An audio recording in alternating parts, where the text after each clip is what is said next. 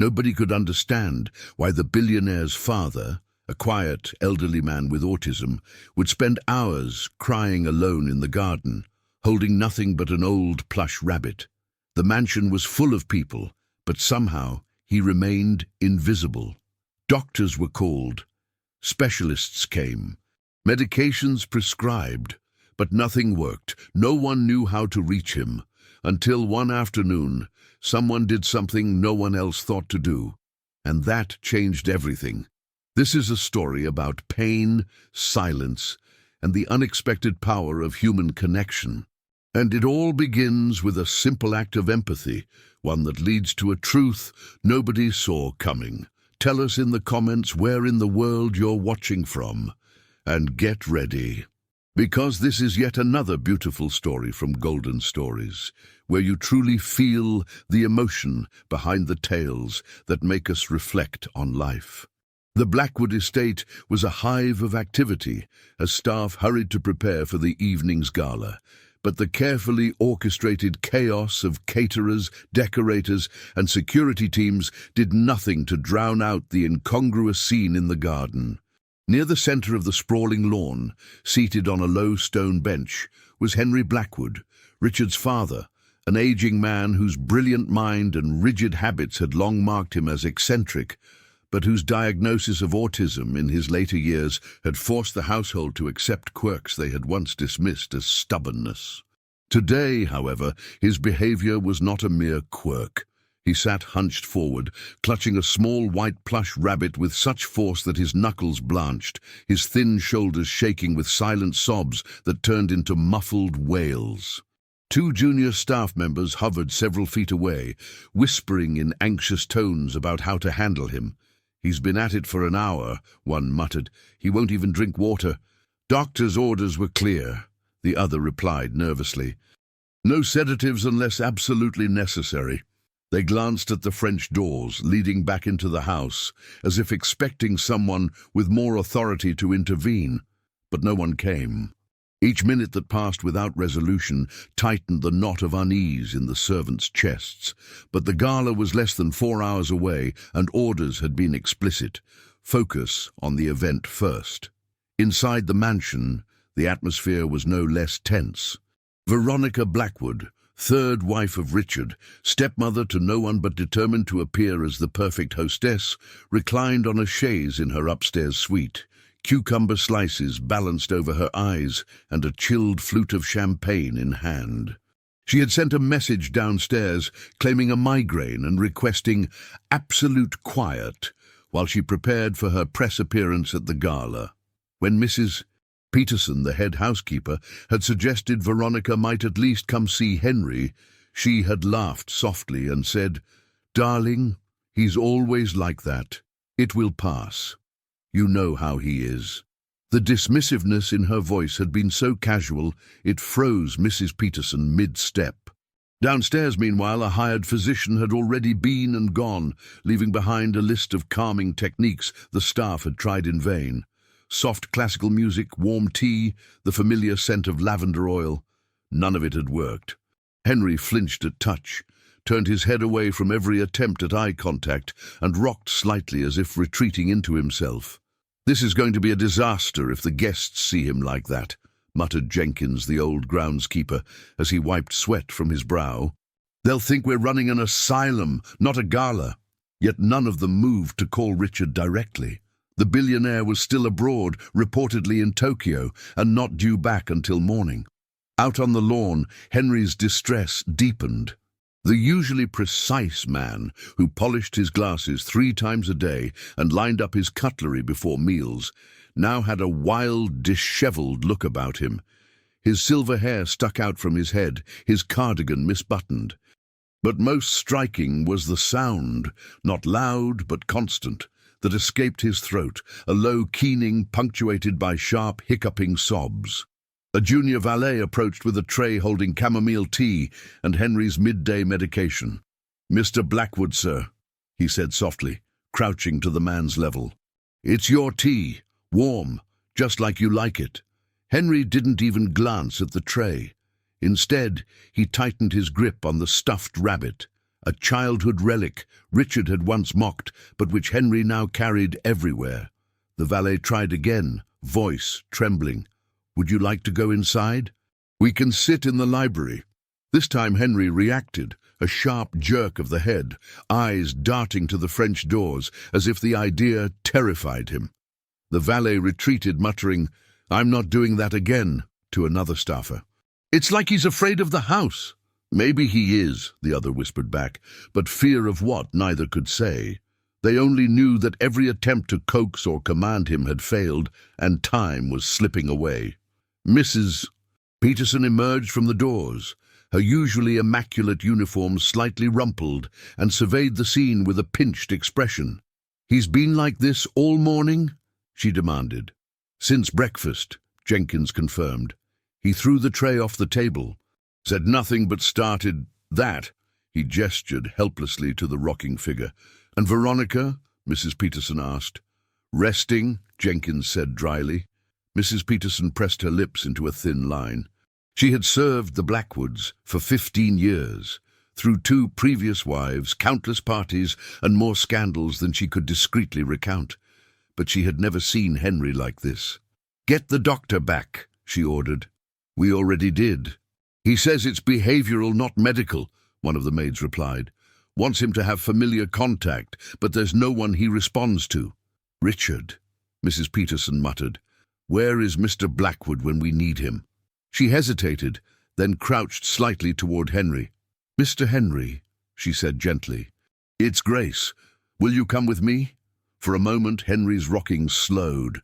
He blinked at her, lips moving soundlessly. Then his face crumpled and the sobbing resumed, louder now, like a child betrayed. Mrs. Peterson straightened, shaking her head. "Keep trying to soothe him," she said. "We can't have him out here when the guests arrive." "Not like this." She knew about Henry's episodes.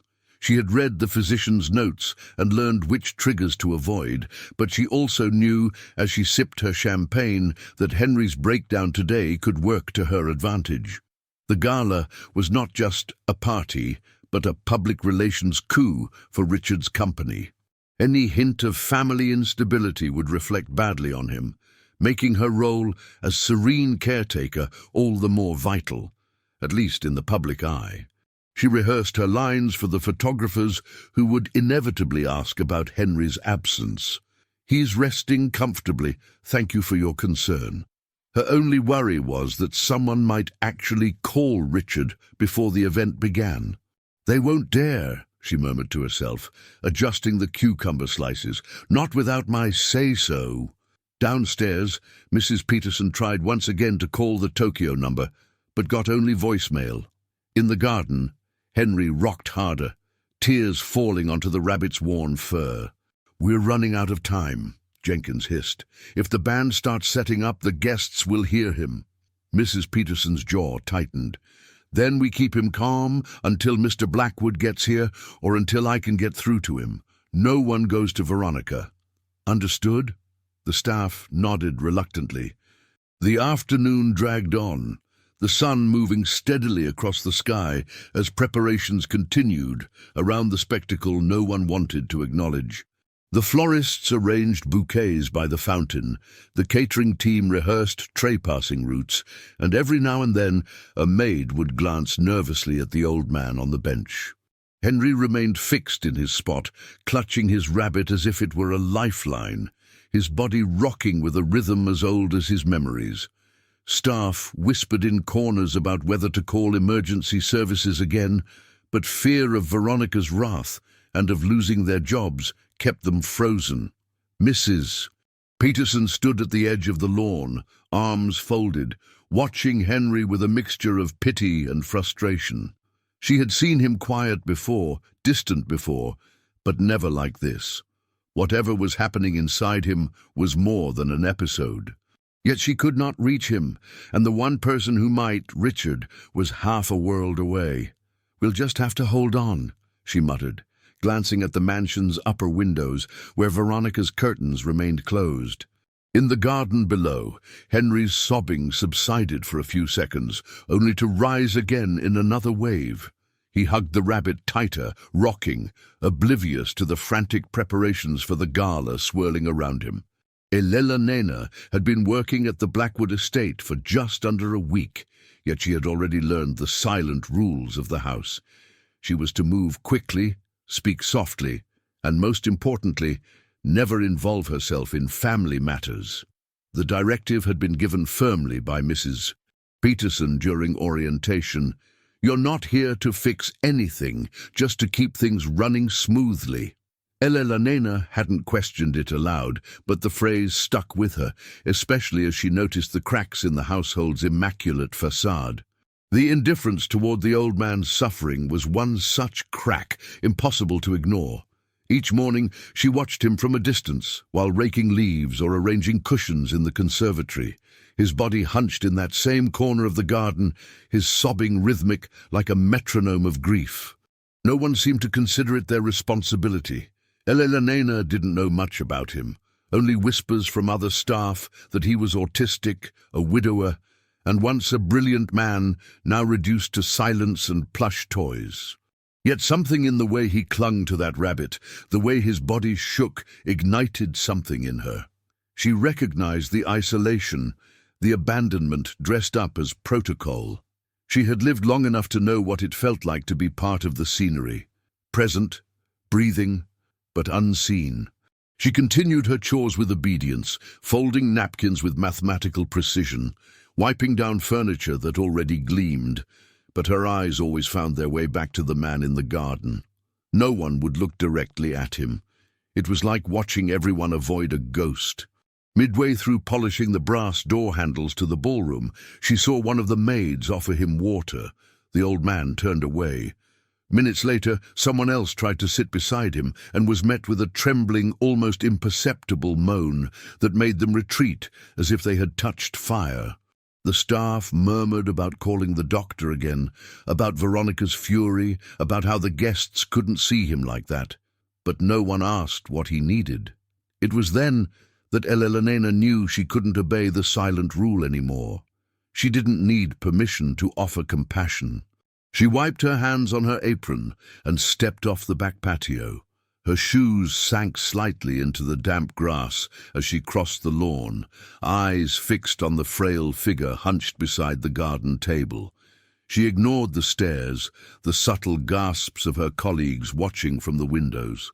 Her only concern was the man trembling with grief and clutching that rabbit like it was the last thing anchoring him to this world. She didn't rush. She moved slowly, deliberately, not to startle him. When she reached a safe distance, she stopped and lowered herself to her knees beside him, careful not to intrude on his space. For a few seconds, he didn't even seem to register her presence, his eyes unfocused, lips moving in soundless loops. She placed her hands gently on her lap, grounded herself, and then slowly lifted them to begin gesturing, not with theatrical flair, but with quiet, clear movements. Her knowledge of sign language was self-taught, gathered over years of necessity and curiosity, and far from perfect. But she remembered enough. She signed, "Hello? I am here." No response. She waited, then repeated the motion. The man blinked. His sobs quieted, though his breathing remained erratic. She signed again, "You are not alone." He turned his head, ever so slightly. His fingers loosened around the rabbit. Elena's breath caught in her throat. "Safe," she signed next. "Safe, no danger." He looked directly at her then, his pale eyes watery but clear. His lips didn't move, but his right hand twitched, forming a hesitant motion, one she barely recognized, yet it was unmistakably sign language in return. He was responding. The garden, so long filled with one-sided pleas and failed attempts, now held a dialogue. Gasps echoed behind her, though she didn't turn to look. From the corner of her vision, she could tell that staff had gathered by the windows, watching. Some whispered her name like a warning, others said nothing at all, unsure what to make of what they were seeing. Elena didn't care. For the first time since arriving at the mansion, she felt fully present, not as a pair of hands meant to serve in silence, but as a human being doing something that mattered. She continued her gentle signing, adapting when she saw confusion on his face, repeating phrases slowly and clearly. "I see you. You are safe. You are heard." The old man responded more now, his hand shaking but forming signs. "Afraid," he signed. Then hurt, and something like Veronica, though the motion was garbled. Elena frowned, her heart tightening. She didn't pry, didn't push. She only nodded, acknowledged. "You are not alone," she repeated, one hand gently brushing over her chest before extending outward. The man's rocking slowed further. He adjusted the rabbit in his arms, eyes still locked with hers. The weight of his isolation was lifting, if only slightly. Her presence, uninvited but sincere, was cutting through something no sedative had managed to touch. Minutes passed. The garden was still, not in silence, but in anticipation. Staff had begun to emerge from the house, hovering at a distance as if afraid to disturb the fragile connection forming between the new maid and the grieving patriarch. Mrs. Peterson stood among them, her face unreadable. Elena didn't look up. She remained kneeling, patient and steady. The man gestured again, his fingers struggling with coordination, but the intent was unmistakable. "Thank you." Tears welled in Elena's eyes, but she blinked them away, not wanting to distract him. She signed simply, "Always." The air between them settled. It wasn't peace, not yet, but it was a start. The rabbit lay looser in his grip now, no longer a lifeline, but a comfort. She didn't speak aloud, she didn't need to. Their conversation, though quiet and incomplete, had said enough. The fear in his expression had dulled, replaced by cautious awareness, and the rest of the staff, watching from behind glass and hedges, could no longer deny what they had just witnessed. The invisible maid had done what none of them could. For the first time since the morning began, Henry Blackwood was not crying. Elena stayed kneeling beside the old man long after the other staff had retreated from the windows. Though they pretended to resume their work, many kept glancing outside, unable to ignore the strange but undeniable connection forming between the maid and the patriarch. Eleanor could feel the weight of his gaze on her hands, his face straining with the effort to trust. She didn't push. Instead, she waited, allowing him to process at his own pace. Slowly, hesitantly, Henry raised his fingers again. His hands were stiff, but there was intention behind the motion. She recognized the sign for pain. Her brows furrowed, and she nodded softly. "Where?" she asked, also in sign, making the circular motion near her chest and extending her hands outward.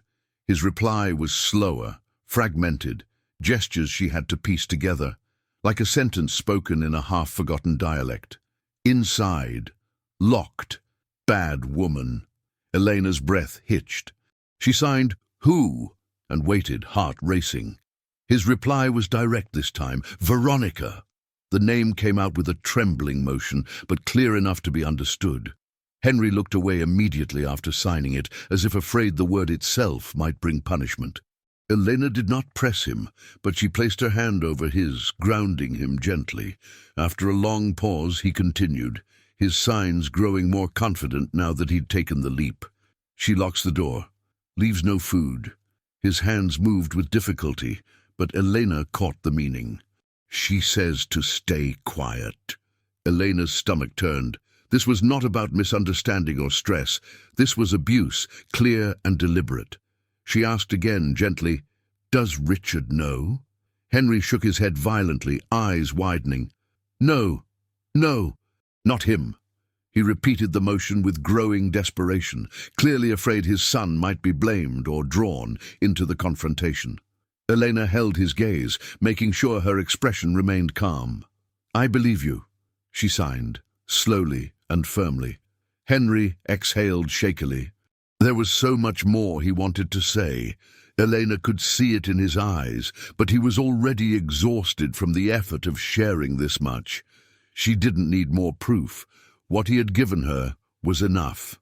She reached into her apron pocket and took out a small notepad and pencil, sketching down the signs he had used and a few keywords for clarity. Her hands trembled. This was no longer a matter of comfort. This was a matter of protection, and someone had to act. Inside the house, Elena sought out Mrs. Peterson. The housekeeper was in the pantry overseeing a late delivery of wine, but she immediately took notice of Elena's pale face and trembling hands. "What is it?" she asked, setting down a clipboard. Elena hesitated, then took a deep breath. "I need you to listen, and please don't interrupt." It wasn't a request, and the firmness in her tone made Peterson take a step back. Elena spoke quietly but clearly, explaining how Henry had communicated with her through sign language, how he had described being locked away, starved, and isolated by Veronica. "He said Richard doesn't know," she added. "But the rest, what she's doing, is real." I saw the fear in his eyes when he tried to say her name. Peterson rubbed her temples, struggling to process. "Are you sure? He's not confused. Sometimes older people, especially with—" "I know what I saw," Elena interrupted, "and I believe him." The silence stretched. Peterson wasn't used to being challenged by staff, let alone someone so new, but something in Elena's certainty made her hesitate.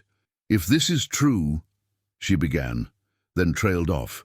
"Then we're all complicit," Elena finished for her. "Every one of us who said nothing." He was one of the few who had worked there even longer than Mrs. Peterson, a quiet, broad-shouldered man with a memory like a vault and a moral compass that had survived decades of rich employers and corrupt guests. Elena didn't waste time. She recounted Henry's signs, his confessions, and Veronica's cruelty. Jenkins set the watering can aside mid-pour. "He told you all that?" he asked, squinting. "Yes, I swear it," she said. "He signed it. I wrote everything down." Jenkins wiped his hands on his pants, eyes narrowing. "I believe you," he said simply. Elena blinked, surprised. "Just like that?" Jenkins gave a small shrug. "Because I've seen the bruises. Not many. She's careful. But I've seen them. I've heard things too. Not full sentences, but things she said when she thought no one was listening." He exhaled, heavy. "I knew something was off, but I didn't know how bad." Elena handed him her notes. "Will you back me up?" she asked. "If this gets ugly." Jenkins nodded without hesitation. "You do right by him, and I'll stand beside you, no matter what comes next." For the first time since speaking to Henry, Eleanor felt the smallest flicker of hope. The rest of the staff gathered quietly in the servants' hall. Elena stood at the front, not by design, but because everyone deferred to the one who had spoken to Henry. She repeated what had happened, relaying the signs, the fear, the confession. Jenkins stood beside her the entire time. Peterson, though visibly shaken, confirmed that she had heard the same report. Reactions were mixed. A few staff members gasped. Others shook their heads in disbelief. "But she's so polite," one whispered. "To the guests," someone else muttered. Another added bitterly, "To the press." It didn't take long for the atmosphere to shift from disbelief to a heavy, shared guilt. They had all seen hints, ignored moments, red flags dismissed as eccentricity or harmless power plays. But now the truth had been spoken and signed, and it could no longer be denied. "What do we do?" a maid asked. Elena's reply was quiet but firm. "We protect him. We document everything. And if Richard comes back, we tell him the truth." No one argued. Jenkins added, "And if he doesn't believe us, we go higher. I know who to call." A sense of purpose replaced the earlier tension. For the first time, the staff was united, no longer just employees, but potential witnesses to injustice. And maybe, if they were brave enough, its end. Henry remained in the garden, unaware of the ripple effect his signed confession had caused within the household. But something in his posture had changed. He still held the rabbit close, still rocked gently, but his eyes no longer darted in fear. When Elena returned to him hours later, she found him looking up at the sky, quiet but alert. She knelt beside him again, and without prompting, he signed one word: safe. She nodded, tears filling her eyes. Whatever came next, confrontation, conflict, even scandal, he was no longer alone. And for now, in that fragile moment of peace, it was enough. The staff, once complicit in silence, now stood in quiet shock, not from disbelief, but from awakening. Richard Blackwood's return to the estate was anything but ceremonial. The private jet from Tokyo touched down late in the morning, and by noon his tailored shoes clicked against the marble floors of the family mansion. He didn't pause to greet the staff or remove his coat, let alone ask about the gala preparations.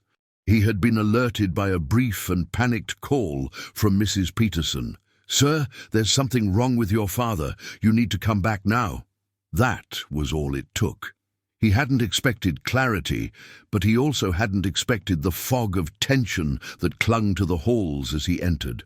Veronica was nowhere to be found. His assistant Louis trailed behind, bombarding him with business updates and emails that required urgent approval. Richard tuned it all out. The last message he'd received from his father had been a year ago, a birthday card with no signature, only a shaky drawing of a rabbit in the corner. He had told himself the old man was content, managed, taken care of, the kind of lies you invent when guilt is inconvenient. He moved through the mansion now like a stranger, noticing the way some staff turned away when he passed, whispering just out of earshot. The moment he reached the main corridor overlooking the garden, the sight of his father caught him off guard.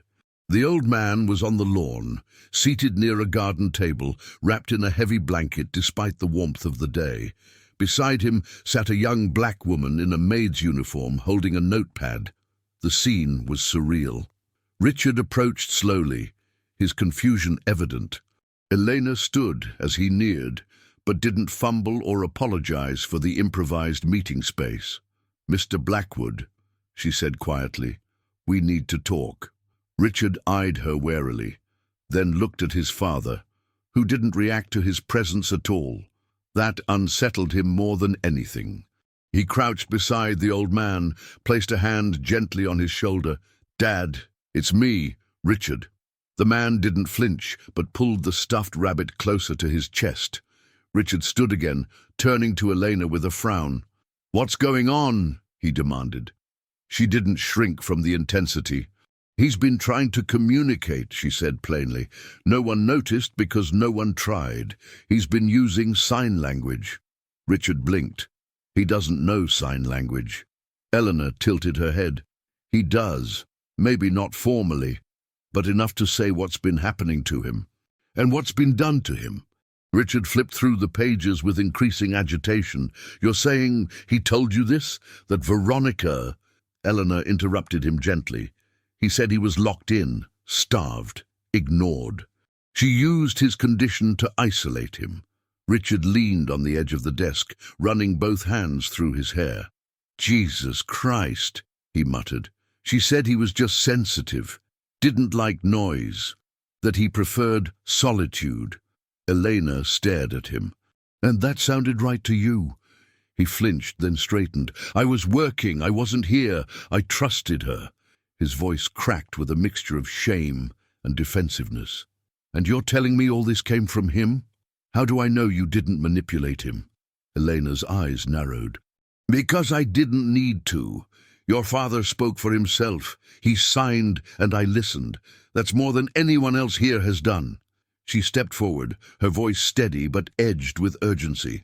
"I'm not trying to turn you against your wife, Mr. Blackwood. I'm trying to show you the truth your father is dying to tell you." Everything about his father's posture made sense now. The regression, the clinging to the stuffed animal, the sudden health decline. He had dismissed it all as the inevitable decay of age. Too busy managing empire deals in foreign time zones to consider anything deeper. The guilt crept up his spine like frostbite. "I need to speak to Veronica," he said finally. Eleanor didn't move. "I wouldn't," she said plainly. "Not yet." Richard raised an eyebrow. "Why not?" She crossed her arms.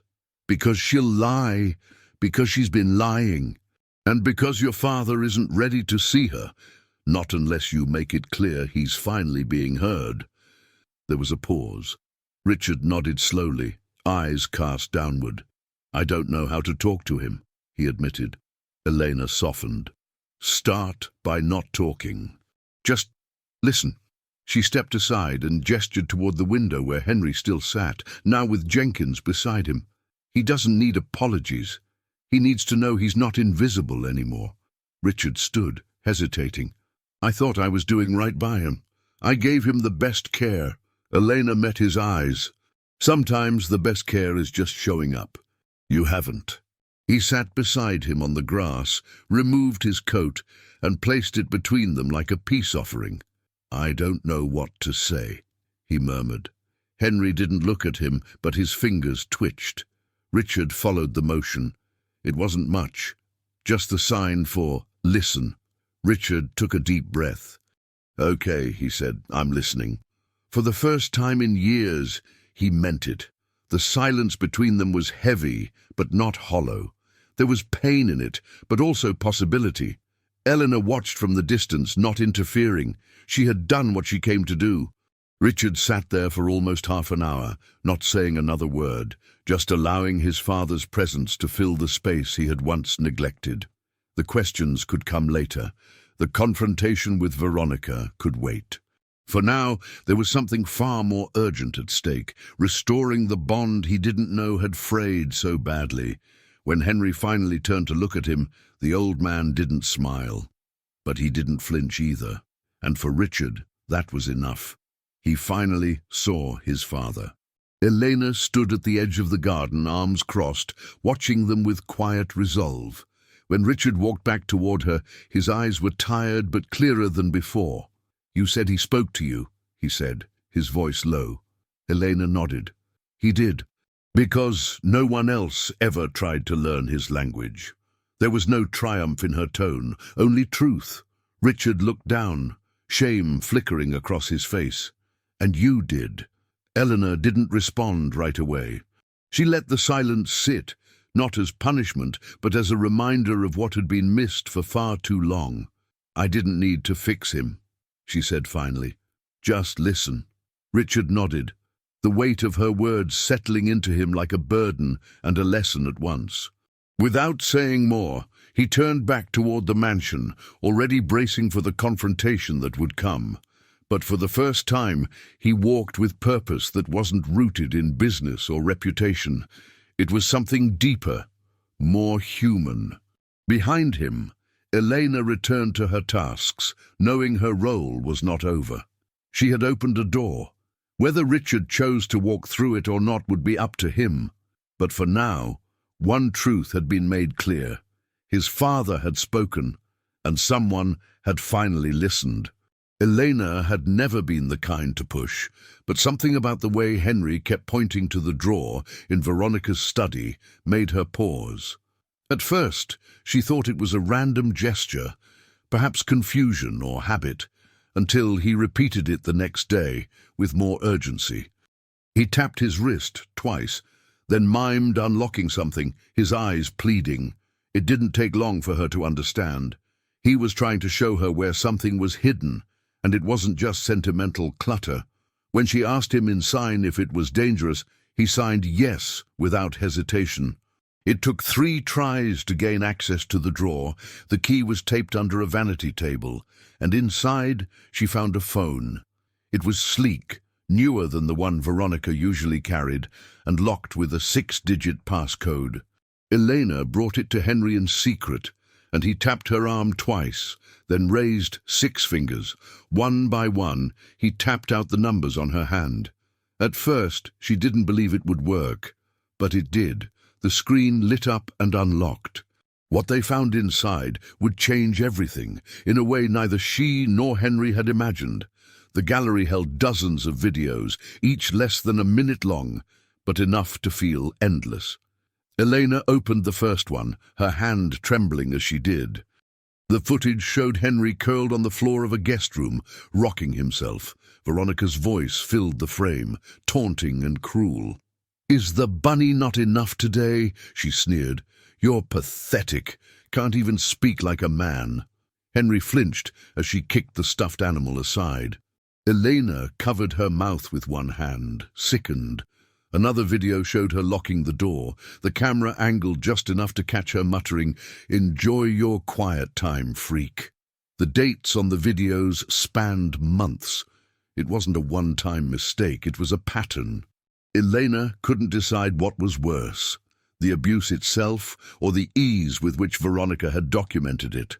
She forwarded the files to her own email, then to the housekeeper and Jenkins. She knew this wasn't something to be handled in whispers anymore. The entire staff had to see. That afternoon, Elena gathered everyone in the parlor. The videos played in sequence. Gasps, tears, even rage burst from those present. No one could pretend anymore. The truth was raw, recorded, undeniable.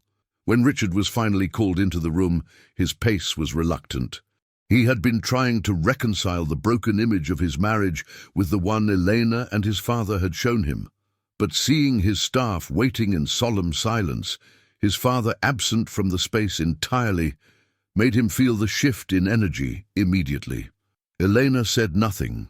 She simply handed him the phone. The video started with Henry on the ground again, Veronica crouched in front of him, flicking the rabbit in his face. "Smile for the camera, Henry. Let's show Richard what a good little vegetable you are." Her voice was filled with venom, the kind you reserve for someone you believe no one else values. Richard's face drained of color as he watched. His grip on the phone tightened. "Stop it," he said, but no one moved. "Turn it off!" he barked, louder now. But the second video started anyway. In it, Veronica mocked Henry's rocking, imitating him in cruel pantomime. "This is what your father does all day. Pretty sight, huh?" Richard staggered back, barely able to breathe. "No," he whispered, not just at her but at himself, because for the first time he realized how much he had refused to see. Richard sat down hard, the weight of the betrayal crashing into him like a physical blow. His eyes were locked on the blank screen now, long after the videos had finished. "How long has this been going on?" he asked, voice hoarse. Elena stepped forward. "At least a year, maybe more. The videos only date back 6 months, but the signs have been there for longer." Jenkins added, "We didn't want to believe it, but we should have seen it." Richard shook his head. "She told me he didn't like people, that he preferred silence. That's why she kept him in that wing." His voice cracked with the realization. "I believed her. God, I let her." He didn't finish the sentence. He didn't have to. Elena remained calm, but her eyes held a fire. "He trusted me because I spoke his language, because no one else tried." Richard looked up, and the shame on his face was unmistakable, not just because of what had happened, but because of what he'd allowed by doing nothing. "I didn't know who she really was," he muttered. Elena didn't argue. "But your father did. He just couldn't make anyone listen."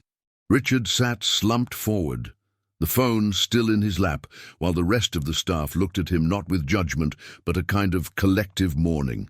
They had all failed him in some way. Henry, the silent man who'd needed protection, not pity. And Richard had to carry the heaviest part of that guilt. When he finally stood, his legs were unsteady. "Where is she now?" he asked. Peterson answered, "In the spa wing. She doesn't know we've seen the videos yet." Richard nodded. "Good. Keep her there. I'll handle it." But he didn't sound angry. He sounded hollow. The kind of hollow that comes from realizing your whole life was a curated lie. He turned to Eleanor again. "He never wanted to be alone," he said quietly. "I told myself he did, that he was safer that way." Elena didn't speak. He added, almost pleading, "How do I fix this?" She shook her head. "You can't undo it, but you can stop it, and you can start again. With him." Richard rubbed his face, exhaustion sinking deep. "Then that's what I'll do," he whispered. "Whatever it takes." Richard issued an internal statement acknowledging the abuse, taking full responsibility for allowing it to go unnoticed. Veronica was removed from the estate under supervision without confrontation. Henry remained in the garden, unaware of the storm his truth had unleashed, but safer now. And when Richard approached him again, this time with no words, only a soft wave in sign, the old man smiled for the first time in years. Elena stood at the edge, watching as father and son sat in silence together, no longer broken by misunderstanding. The truth, recorded and undeniable, had shattered the illusion, and in the rubble something new was beginning to grow. It started with a single encrypted folder inside Veronica's hidden phone, titled innocently enough as Expenses. But when Richard's tech team decrypted its contents, what surfaced wasn't financial data. It was a web of internal files, proprietary reports, and prototype blueprints, all bearing the stamp of the Oracle project. Richard stared at the screen in disbelief as line after line of classified material scrolled past. Oracle wasn't just another corporate venture. It was the crown jewel of his security empire, a biometric AI protocol capable of reshaping digital privacy on a global scale. No one outside his board even knew its true potential. The fact that Veronica had this data and had been siphoning it slowly over months was more than betrayal. It was corporate warfare. The engineers who had spent years building Oracle were called into the room one by one to verify the legitimacy of what had been stolen. Each confirmation drove a new nail into the coffin of Richard's trust. He didn't speak for hours, merely paced, brows furrowed so deeply it looked like his face had hardened. When Eleanor found him in the boardroom, he simply handed her the tablet. "She wasn't just hurting him," he said. "She was dismantling everything I built." Veronica had accessed Richard's encrypted emails, his private logs, even sensitive memos from the Department of Defense that Oracle was contracted with. More than that, there were signs of contact with external sources, offshore accounts, proxy servers, and aliases tied to rival tech companies. Richard knew corporate espionage existed, but never imagined it could sit across from him every morning at breakfast, sipping tea like royalty. Elena stood by quietly as his legal counsel panicked over breach reports and potential federal violations. "We have to assume she sold the data," his lawyer said. "If she hasn't yet, she's going to. We need to move fast." But before they could trace her digital footprints, Veronica was already gone. She had slipped out at dawn after faking illness, and no one had stopped her. The surveillance footage showed her entering a black SUV with no plates. Richard froze the screen. "She planned this down to the minute," he said bitterly. "While I was trying to save my father, she was stealing my legacy." The sting of it wasn't just the theft, but how blind he had been, how expertly she had played the role of wife, caretaker, and executive partner. Everyone was scrambling now. Richard's top engineers initiated lockdown protocols on Oracle's servers, but there was no guarantee she hadn't already made a copy. Eleanor, who had remained silent during the chaos, suddenly spoke up. "Henry might know where she went," she said. At first, no one responded. It sounded implausible, absurd even, to think the silent old man, victim of her cruelty, might also be the key to tracking her. But Richard didn't dismiss the idea. Not anymore. "He's seen more than we think," Elena added, "and he was always watching." They brought Henry into the room gently. Elena sat beside him, signing slowly. "Do you know where she went?" she asked. At first, he didn't react. Then, after a long pause, he pointed to a photograph on the wall, a beachside villa in Amalfi, Italy. Richard's face twitched. "We stayed there once," he murmured. "She said it was her safe place, said the air helped her migraines." Eleanor continued, "Can you show us more?" Henry took her notepad and began sketching with shaky hands. A pier, a red boathouse, a path of olive trees. It was specific. It was real, and it was a lead. With that fragile but vital clue, Richard mobilized his private security team and legal advisors. Interpol was discreetly contacted, and Italian authorities were alerted. Elena remained with Henry, monitoring his condition and protecting his emotional stability. But the weight of his contribution wasn't lost on anyone. For the first time, Richard addressed his father directly with full respect. "You just saved Oracle," he said softly, signing each word. "You saved me." The old man didn't respond with a smile, but with a simple hand movement, one Richard didn't know. Elena translated. He said, "Protect it. Don't let it be used to hurt others." Richard nodded solemnly. He understood now that his father wasn't broken. He had simply been silenced by a world too busy and arrogant to listen. It stung to realize how much wisdom he had missed by keeping him isolated. Now, that silence had become a lifeline. Henry's knowledge of Veronica's habits, her patterns, and her hideouts was sharper than anyone's intel. And in exposing her final move, he had given Richard not only a tactical advantage, but the chance to reclaim his company's future before it was fully compromised. Within hours, digital trails confirmed Henry's intuition. Veronica had indeed booked travel under an alias that matched a previously used offshore shell account. Flights, car rentals, and a private yacht rental traced a clear path towards southern Italy. Meanwhile, Richard held a closed-door meeting with Oracle's stakeholders, briefing them on the attempted breach and reaffirming their plan for data containment. Legal action against the shell companies began immediately. But nothing hit as hard as the private footage Elena shared later that evening. A video she recorded of Henry signing, "She thought I was just furniture, but I see everything." Richard watched it 3 times.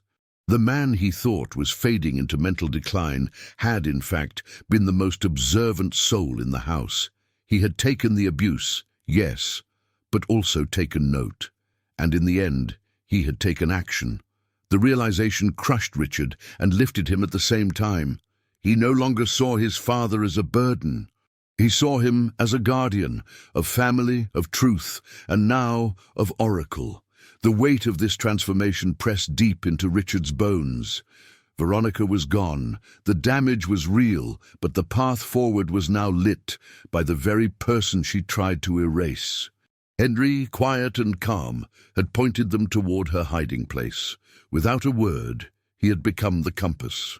His silence had once been mistaken for weakness, for disconnection, but now it stood as proof of resilience. Elena remained by his side, translating only when necessary, offering presence rather than pity. The staff no longer averted their eyes when he entered a room. Jenkins greeted him daily with a respectful nod.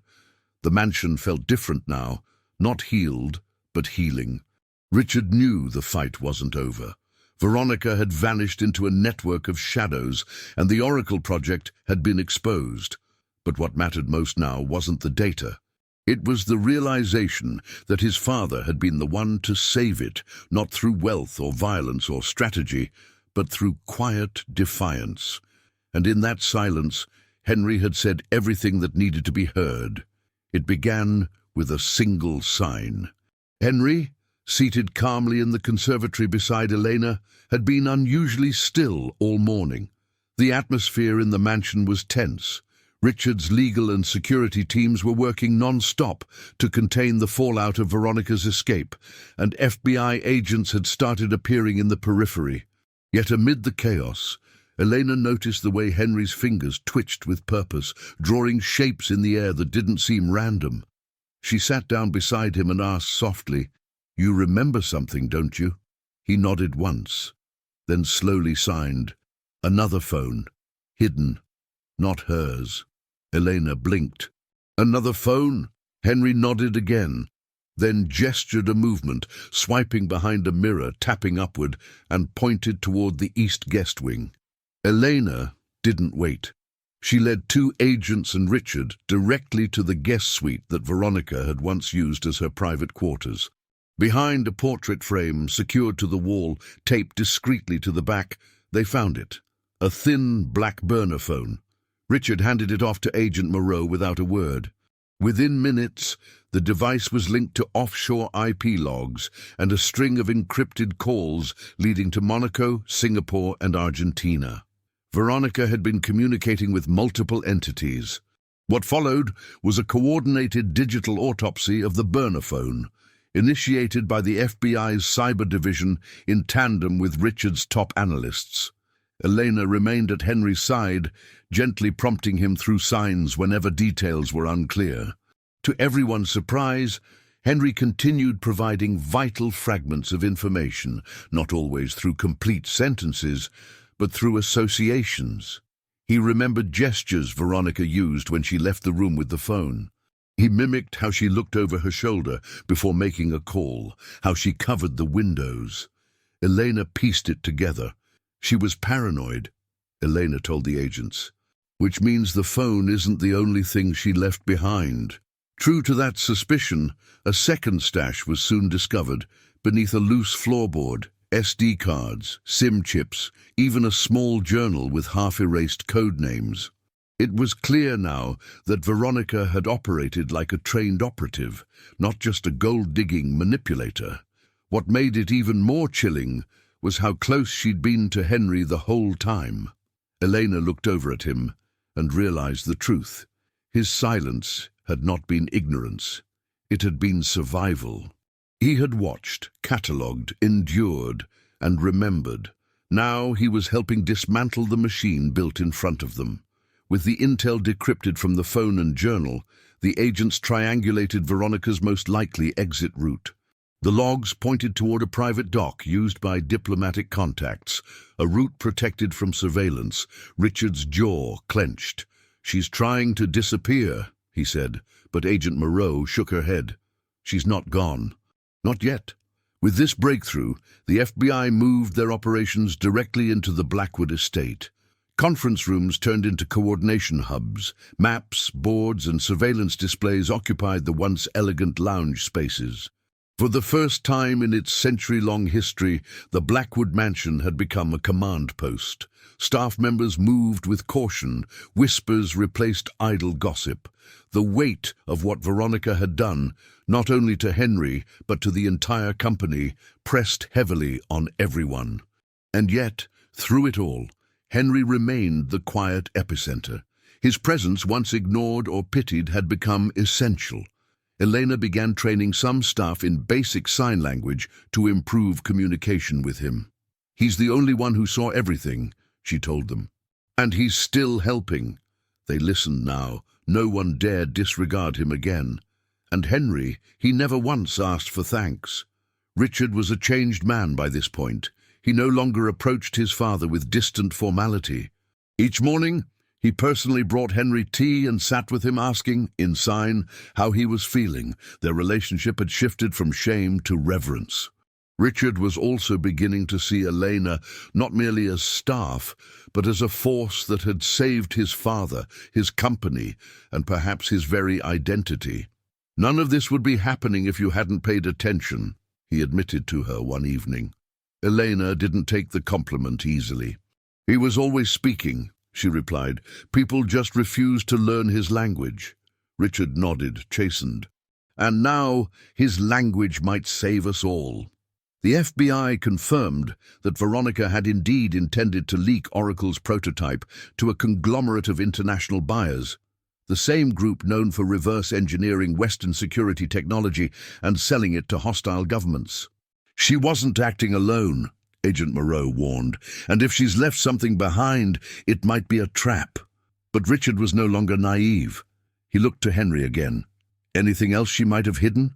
Henry thought, then signed slowly. "Closet. Bottom drawer. Codes." Agents were dispatched instantly. What they found inside the drawer were 6 hand-labeled USB drives, each marked with symbols rather than words. The encryption was advanced, military grade. But with each successful decryption, a clearer picture of Veronica's operation emerged. Names of collaborators, financial routing paths, even a list of potential targets for digital disruption. She had been planning something far greater than mere revenge. She had been building an empire of cyber leverage. Richard felt nauseated. This wasn't just betrayal, it was invasion. Elena, watching his reaction, reminded him gently, "You still have control now, because he trusted you, because he trusted me." Richard nodded. "And I won't waste it." That night, a joint task force was formed between Oracle's security leads and the FBI. The drives were placed into protected custody, and Henry was given a private guardian to ensure his safety. For the first time, he slept without clutching the stuffed rabbit. His silence had become strength, and for the first time in decades, the house did not feel cursed. It felt alert, alive. The threat had not vanished, but the response was no longer blind. The quiet man had made them listen, and that had changed everything. In just under 72 hours, the mansion transformed from a place of shadows into a fortress of resistance. The team tracking Veronica closed in on her last digital footprint, while Henry's memory continued to serve as a beacon. Elena walked the halls no longer unseen. She was greeted by name, included in briefings, respected not just as a caretaker, but as an intelligence asset. Jenkins even remarked, "This place finally feels like it's breathing again." At the center of it all stood Henry, unmoved, silent, but radiant in presence. And in one final moment of clarity, he signed something that made Elena pause. "She's not finished yet," he said, "but neither are we." That message was relayed to every agent in the house. The hunt continued. The files were secured. Oracle survived. And the mansion, once a stage for abuse and silence, now pulsed with resistance and truth. Through gestures, glances, and unwavering courage, Henry had pointed the way. Elena had translated it into action, and Richard, once blind to both, had finally opened his eyes. The news came in at 6:03 a.m. Veronica Blackwood had been intercepted just outside Marseille, boarding a private yacht bound for international waters. She was arrested without resistance, wearing a silk scarf and dark sunglasses, as though she were still playing the part of someone untouchable. The FBI sent confirmation through an encrypted channel, and Richard read the message twice before handing it to Elena in silence. No celebration followed, only stillness. It wasn't triumph he felt. It was a numb, aching void that echoed louder than betrayal. "She was in my house," he muttered, his voice hollow. "She stood at the altar with me." Elena didn't answer. She simply placed a hand on his shoulder and said, "And now she's gone." But closure did not come neatly. Veronica's capture was only the end of her flight, not the damage. Richard found himself pacing the halls of the mansion, unable to sleep, unable to eat, questioning every decision that had led to this storm. The woman he had brought into his life had not only violated his trust, but had inflicted lasting harm on the one person who had always been loyal. And now, the only path forward was through the ashes. Richard began dedicating his days entirely to his father's healing. No more boardrooms, no more emails, no more distractions.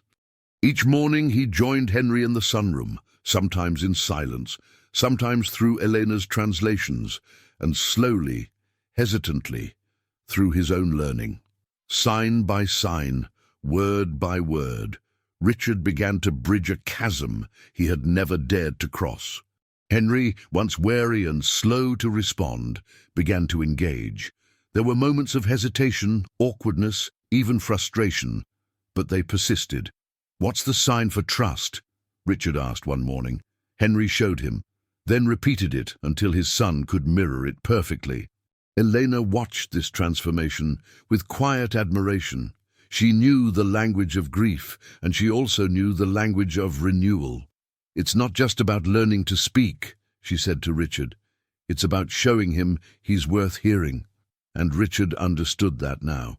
For years he had spoken over his father. Now he was listening, and it was changing them both. Each conversation, no matter how brief, was an act of repair. The mansion itself began to change. What was once a sterile display of wealth began to hum with real life. The cold marble halls were softened by new routines, warm meals, shared laughter, and, most importantly, the absence of fear. Eleanor, with Richard's full support, officially moved into the West Wing with her daughter Sophia. It wasn't discussed formally. There was no announcement. It simply happened, a quiet, natural decision, born from respect and necessity. Sophia quickly became a bright presence in the house, often seen sitting beside Henry, showing him children's books and mimicking the signs Elena taught her. Richard, seeing the way Sophia treated his father, not with pity but with genuine affection, felt something melt in his chest that he hadn't known was frozen. "She doesn't see him as broken," he whispered once to Elena. "She sees him as normal." Eleanor corrected him gently. "Because he is." The staff began to follow suit. Jenkins now took time every afternoon to sit and chat, or sign, with Henry. Even the once cold head butler began learning basic signs. The mansion was no longer a fortress. It was becoming a family home. Therapy sessions were integrated into the new routine, not just for Henry, but for Richard as well. The emotional toll of Veronica's manipulation had left scars, ones that couldn't be ignored. "I let her in," Richard admitted during one session, "and I didn't protect him." The therapist replied gently, "You're protecting him now." It was true, and while the guilt didn't vanish, it was slowly being replaced with something else. Responsibility, agency, commitment. Richard began rewriting company protocols around accessibility and abuse prevention, ensuring that what happened in his home would never be replicated in any of his corporations. "We don't move forward without understanding what failed," he told his board. But the true work wasn't in policy. It was in presence, in consistency, in showing up every single day for the man who had once been invisible in his own home. "You matter," Richard signed one night to Henry. The old man blinked, then, with no prompting, took his son's hand. It was the first time in years he had initiated touch. On a quiet Thursday afternoon, Elena found Richard and Henry in the garden, sitting beneath the old olive tree. There were no voices, no interruptions, just two hands moving in harmony. Henry was teaching his son to sign a story from his childhood, a memory involving a fishing trip and a lost boot. Richard laughed at the absurdity of the tale, even as he struggled to keep up with the signs. "Slower," he said, "you're going too fast." Henry actually smirked, and repeated the gesture with exaggerated clarity. Elena didn't interrupt. She simply watched. This was what victory looked like. Not headlines, not profits, not revenge. It was this moment, this shared language, this reclaimed connection. When Sophia joined them minutes later, climbing onto Richard's lap and asking him to sign her name, the circle felt complete. No one said the word healing, but it hung in the air like a promise, and for the first time, silence no longer meant isolation. It meant belonging. Veronica was gone. The mansion was alive. Richard had found a way back to the father he never truly knew. Elena had found a place where her voice and her hands mattered, and Henry, once imprisoned by a silence no one cared to understand, now stood at the heart of a family who spoke his language. The journey wasn't over. Trust would take time, but the pain no longer ruled the home. In its place was intention, action, and daily courage. The silence that once suffocated had become a new language of love, and though the story of what happened would be remembered, it would not define them. The chapter closed, not with an end but with a breath, a wordless vow that echoed through the walls of the old house. This is not the end. This is where it begins again.